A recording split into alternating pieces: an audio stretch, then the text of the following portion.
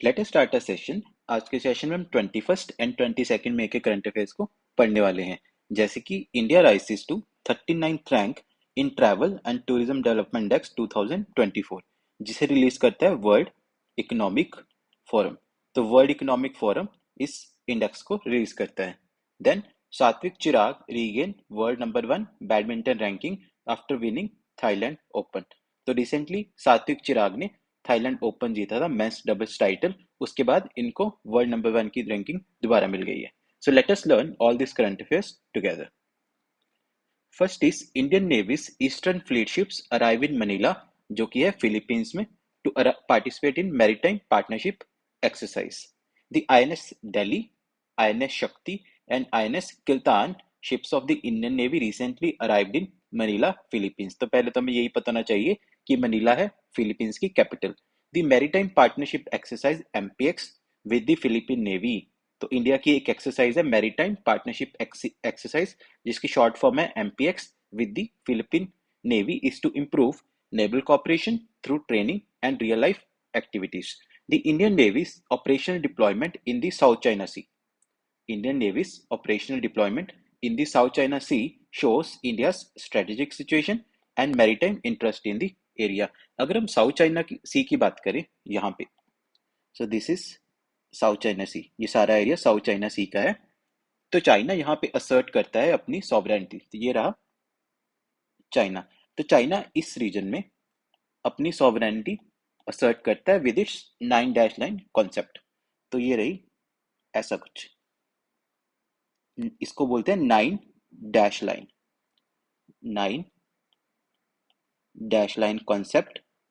तो इस कॉन्सेप्ट के तहत चाइना बोलता है कि ये सारा एरिया उनका है, ये सारा एरिया चाइना का है। बट यहाँ पे काफी सारे आइलैंड्स डिस्प्यूटेड हैं, जैसे कि यहाँ पे है पैरासिल आइलैंड्स, यहाँ पे है स्पार्टली आइलैंड्स। तो पैरासिल आइलैंड डिस्प्यूट है between China and Vietnam. China and Vietnam के बीच पैरासिल आइलैंड एक डिस्प्यूट है, पैरासिल। तो एग्जाम में ये आइलैंड्स भी आपको पूछे जा सकते हैं। पैरासिल आइलैंड चाइना एंड वियतनाम के बीच डिस्प्यूट है। उसके बाद स्पार्टली आइलैंड, ये भी चाइना, इंडोनेशिया, फिलीपींस के बीच में एक डिस्प्यूटेड आइलैंड है। फिर एक आइलैंड का नाम है स्कारबो शॉल, स्कारबो शोल। ये चाइना एंड फिलीपींस के बीच डिस्प्यूटेड है। तो बाकी कंट्रीज भी अपने मैरीटाइम इंटरेस्ट के तहत यहाँ पे एक्सरसाइज करती हैं, ताकि चाइना इसे फुली कंट्रोल ना कर पाए। तो इसी के तहत इंडिया भी यहाँ पे एक्सरसाइज करती है विद अदर कंट्रीज। इंडिया की प्रॉक्सिमिटी भी हम देख सकते हैं, इंडिया भी साउथ चाइना सी के प्रॉक्सिमस ही है, यहाँ पे है हमारा north east.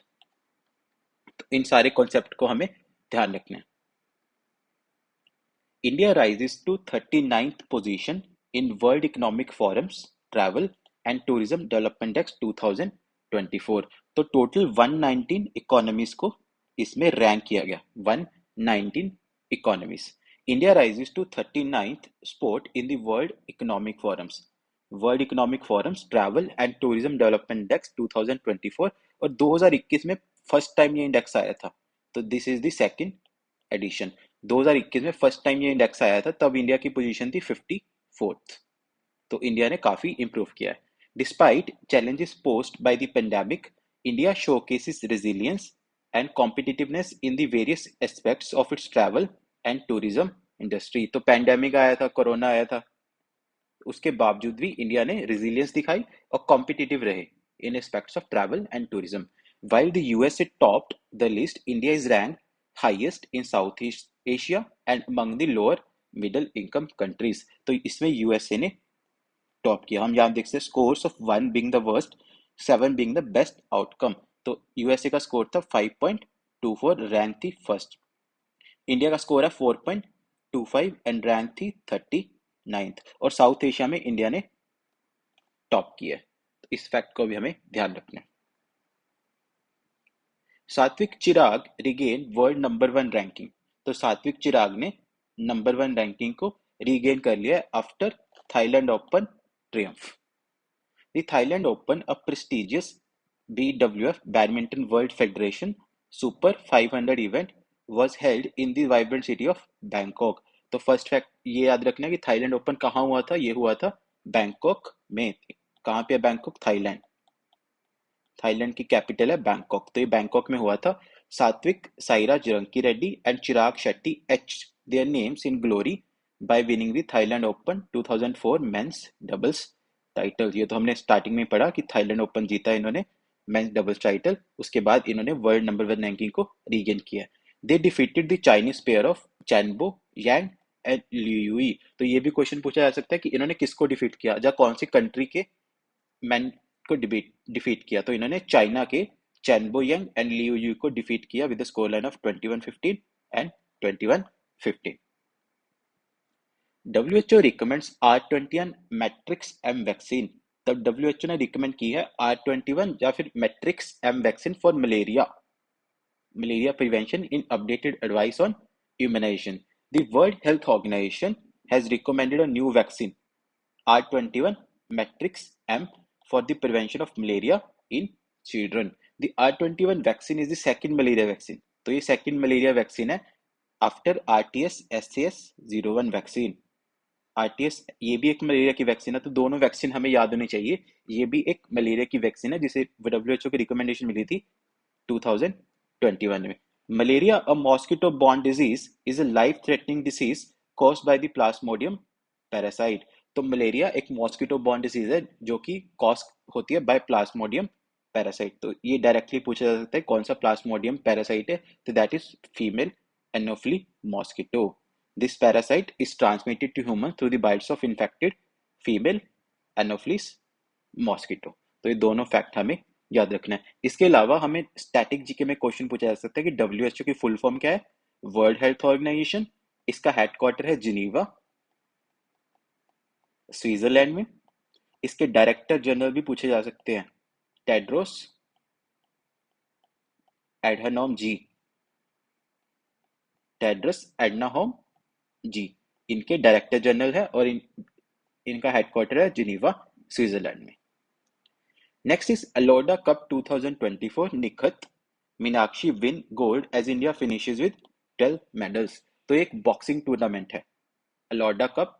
The third Aloda Cup was held in Kazakhstan's capital city of Astana. तो एक बॉक्सिंग टूर्नामेंट है जो कि कजाकिस्तान की कैपिटल सिटी ऑफ अस्ताना में हुआ था। Indian contingent finished the Elorda cup with 12 medals. तो इंडिया की टीम ने टोटल 12 मेडल जीते थे, 2 gold, 2 silver and 8 bronze. 2 gold जीते निखत एंड मीनाक्षी ने। इंडिया नंबर 1 फीमेल बॉक्सर, तो निखत जरीन इंडिया की नंबर 1 फीमेल बॉक्सर है। इन्होंने कजाकिस्तान की जजीरा उराक्काबाया को डिफीट किया by 5-0 to win the gold medal. ये निजामाबाद तेलंगाना से है और इन्होंने कम्पीट किया था 52 केजी कैटेगरी में। तो कई बार ये भी पूछा जाता है कि कौन सी कैटेगरी में इन्होंने कम्पीट किया, तो ये नंबर 1 बॉक्सर है, इसलिए हमें इनकी कैटेगरी भी याद रखनी है, 52 KG. Doomsday glacier melting at alarming rate.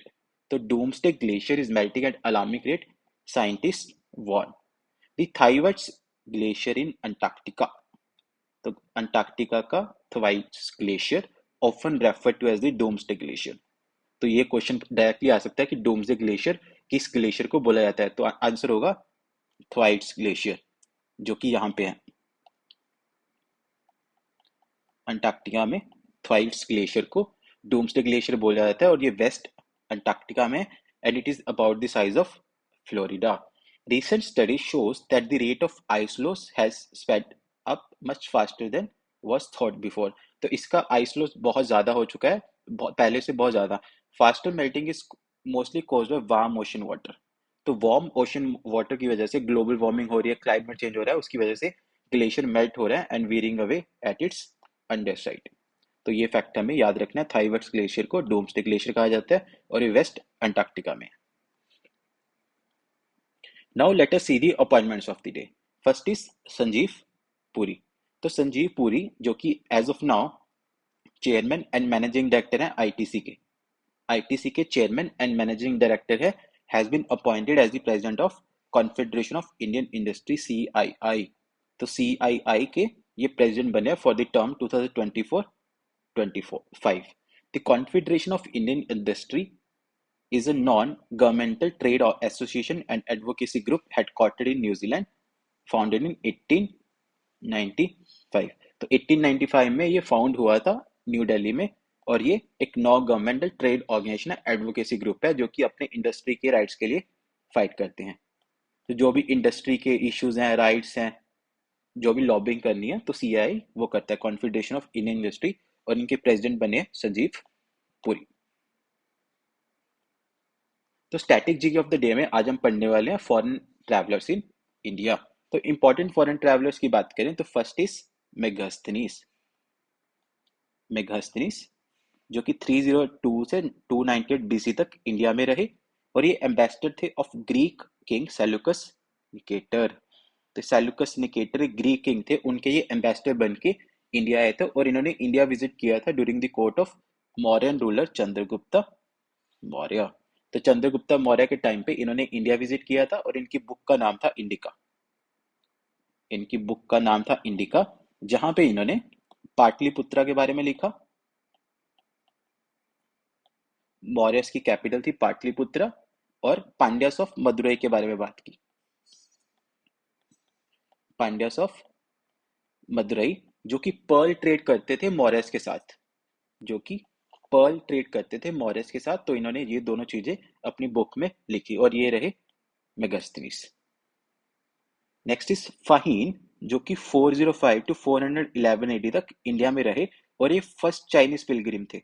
तो डायरेक्टली क्वेश्चन पूछा जा सकता है कि फर्स्ट चाइनीज पिलग्रिम कौन थे जिन्होंने इंडिया विजिट किया था। तो फाहीन थे first Chinese pilgrim to visit India, और इन्होंने इंडिया विजिट किया था ड्यूरिंग द कोर्ट ऑफ गुप्तन ruler Chandragupta two Vikramaditya. तो एक गुप्तन रूलर थे चंद्रगुप्ता टू विक्रम आदित्य, और इन्होंने बुक लिखी थी the Records of Buddhism in the West. The Records of Buddhism in the West, यहाँ पे इन्होंने लिखा कि बुद्धिज्म इस टाइम पे इंडिया में डिक्लाइन कर रहा है। Buddhism declining in India, and Holi places of Buddhism के बारे में भी बात की। होली प्लेसेस ऑफ बुद्धिज्म जैसे कि कपिलावस्तु, बोध गया, Sarnath and Kushinagar. So these were the Holi places of Buddhism. तो बुद्धिज्म एंड जैनिज्म पे हमारी एक सेपरेट क्लास भी है, जहाँ पे आपको फुली सब कुछ मिल जाएगा कि बुद्धिज्म कैसे स्टार्ट हुआ था, कैसे डिक्लाइन हुआ था, कैसे राइज हुआ था, कौन कौन से रूलर्स बुद्धिस्ट थे। तो वहां पे सारी चीजें आपको मिल जाएगी। मैं उसका लिंक डिस्क्रिप्शन में डाल रहा हूँ, आप वहां पे जाके इसको देख सकते हैं।